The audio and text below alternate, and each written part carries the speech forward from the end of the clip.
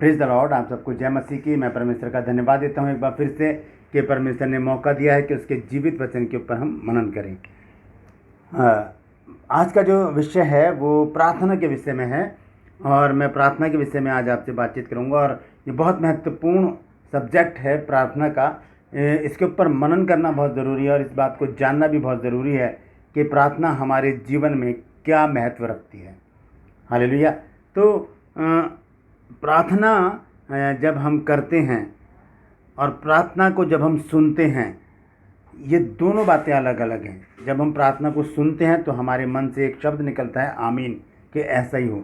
लेकिन जब हम प्रार्थना करते हैं तब हम डायरेक्ट परमेश्वर से बातचीत कर रहे होते हैं उस समय, और हमें लगता है कि परमेश्वर ने इस प्रार्थना को सुन लिया है।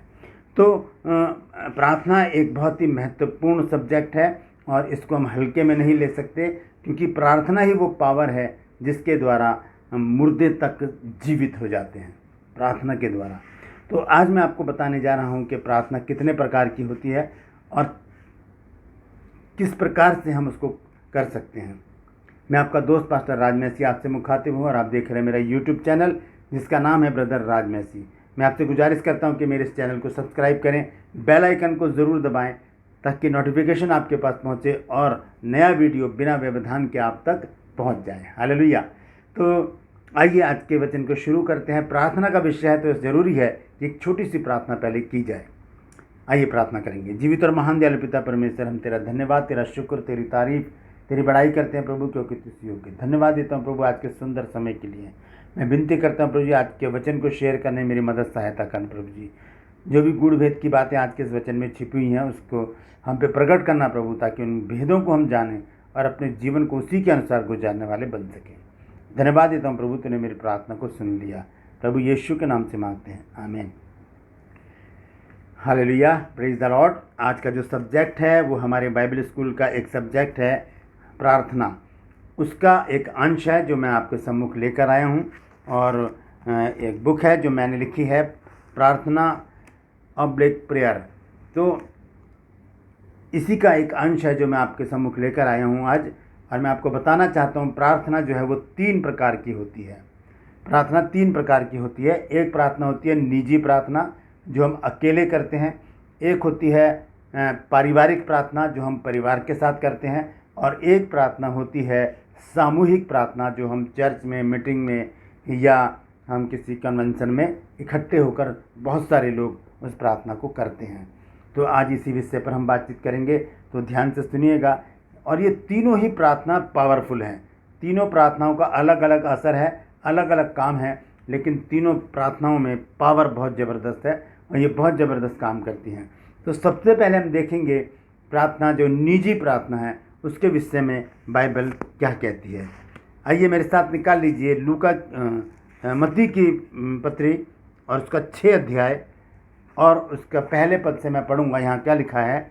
लिखा है, सावधान रहो, तुम मनुष्यों को दिखाने के लिए अपने धर्म के काम ना करो, नहीं तो अपने स्वर्गीय पिता से कुछ भी फल ना पाओगे। यहाँ धर्म के काम के विषय में प्रभु यीशु मसीह बोल रहे हैं और फिर 3 धर्म के काम यहाँ पर प्रभु यीशु मसीह ने बताए हैं। पहला प्रार्थना, उसके बाद उपवास, पहला दान, उसके बाद प्रार्थना, उसके बाद उपवास। ये 3 धर्म के काम प्रभु यीशु मसीह ने यहाँ पर मत्ती 6 अध्याय में बताए हैं। तो हम सीधे चलते हैं प्रार्थना पर। 5 आयत पर हम देखेंगे। यहाँ लिखा है, जब तू प्रार्थना करे तो कपटियों के समान ना हो, क्योंकि लोगों को दिखाने के लिए सभाओं में और सड़कों के मोड़ों पर खड़े होकर प्रार्थना करना उनको अच्छा लगता है। मैं तुझसे सच कहता हूँ कि वे अपना प्रतिफल पा चुके। परंतु यदि जब तू प्रार्थना करे तो अपनी कोठरी में जा और द्वार बंद करके अपने पिता से जो गुप्त में है प्रार्थना कर, और वह तेरा पिता और जब तब तेरा पिता जो गुप्त में देखता है तुझे प्रतिफल देगा। अरे भैया,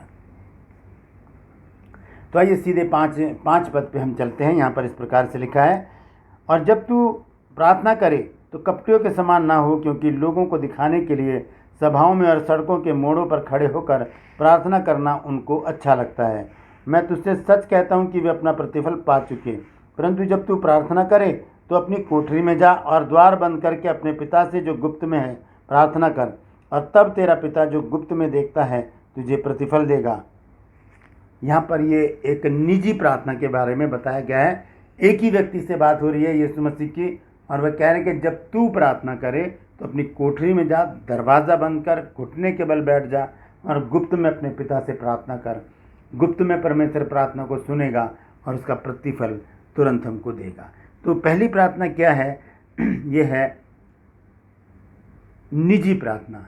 निजी प्रार्थना जब हम करते हैं, जैसे कि हम दानियल नबी को देखते हैं, वो अकेला है, प्रार्थना कर रहा है और परमेश्वर उसकी प्रार्थना का जवाब भी देता है। हम एलिया नबी को देखते हैं, जब बारिश नहीं हो रही थी, अकाल पड़ा था, तब एलिया नबी प्रार्थना कर रहा है और वहाँ पर फिर बारिश होती है। जब हम देखते हैं प्रार्थना का असर एक व्यक्ति जब करता है, उसका असर भी हम देखते हैं। इसके बाद आता है दूसरा नंबर पारिवारिक प्रार्थना का। पारिवारिक प्रार्थना के विषय में बाइबल क्या कहती है, आइए उसको देखेंगे। ये है प्रेरितों के काम 10 अध्याय। यहाँ पर हम प्रेरितों के काम में देखेंगे कुरनेलियुस के बारे में, और मैंने कल भी इसके विषय में आपको बताया था। कुरनेलियुस के बारे में लिखा है 10 अध्याय की पहली आयत से मैं पढ़ रहा हूँ। कैसरिया में कुरनेलियुस नाम एक मनुष्य था जो इतालियानी नाम पलटन का सूबेदार था। वह भक्त था और अपने सारे घराने समेत परमेश्वर से डरता था और यहूदी लोगों को बहुत दान देता था और बराबर परमेश्वर से प्रार्थना करता था। ये पूरे परिवार समेत क्या करता है? प्रार्थना करता है, परमेश्वर से डरता है, और अकेला नहीं, यानी कि अकेला ही परमेश्वर से डर के अपनी एक अलग ज़िंदगी जी रहे हैं, अकेले लगे नहीं, ये अपने पूरे घराने को लेकर चल रहा है। और यहाँ लिखा है कि वो निरंतर परमेश्वर से प्रार्थना भी कर रहा है। और आगे लिखा है, उसने दिन के तीसरे पहर के निकट दर्शन में स्पष्ट रूप से देखा कि परमेश्वर का एक स्वर्गदूत मेरे पास भीतर आकर कहता है कि हे कुरनेलियुस। उसने उसको ध्यान से देखकर कहा, हे प्रभु क्या है? उसने उससे कहा तेरी प्रार्थना और तेरे दान समन के लिए परमेश्वर के पास पहुंच गए हैं।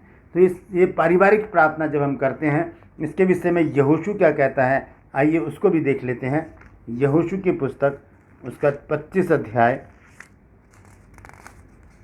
हालेलुया, हम देखेंगे उसका 15 पद, 24 अध्याय का 15 पद लिखा है, और यदि यहोवा की सेवा करनी तुम्हें बुरी लगे तो आज चुन लो कि तुम किसकी सेवा करोगे, चाहे उन देवताओं की जिनकी सेवा तुम्हारे पुरखा महानद के उस पार करते थे, और चाहे एमोरियों के देवताओं की सेवा करो जिसके देश में तुम रहते हो।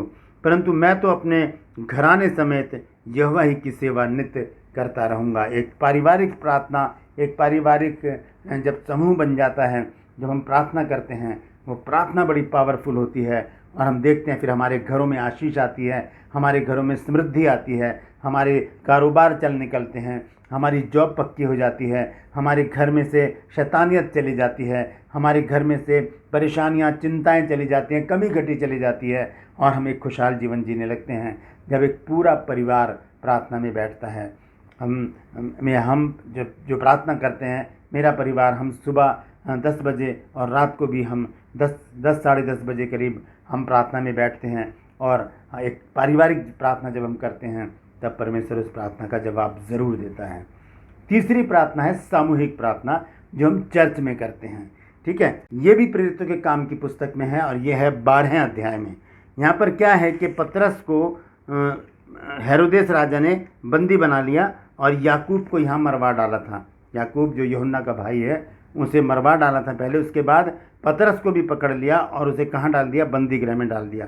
तो 5 आयत से मैं पढ़ूंगा। यहाँ लिखा है, तो बंदी गृह में पतरस की रखवाली हो रही थी, परंतु कलीसिया उसके लिए लौ लगाकर परमेश्वर से प्रार्थना कर रही थी। कलीसिया मिलकर एक प्रार्थना कर रही है। आज यदि कोई हमारा भाई बंधु किसी प्रॉब्लम में पड़ जाता है, थाने में अरेस्ट हो जाता है, वो पुलिस में चला जाता है या किसी प्रॉब्लम में होता है, तो हम क्या करते हैं? हम संसारिक सहायता ढूंढते हैं। कोई अच्छा वकील मिल जाए, कोई अच्छा नेता मिल जाए, कोई नामवर नेता मिल जाए जो हमारी मदद कर सके, जिसकी पहुंच वहां तक हो, कोई अच्छा पुलिस वाला मिल जाए, हम ऐसी चीज़ों को ढूंढते हैं। लेकिन यहाँ पर जब बंदी गृह में पतरस है, तो कलीसिया क्या कर रही है? वो लौ लगाकर परमेश्वर से प्रार्थना कर रही है। और जब परमेश्वर से प्रार्थना की गई तो देखिए कैसे परमेश्वर ने इस प्रार्थना को सुना।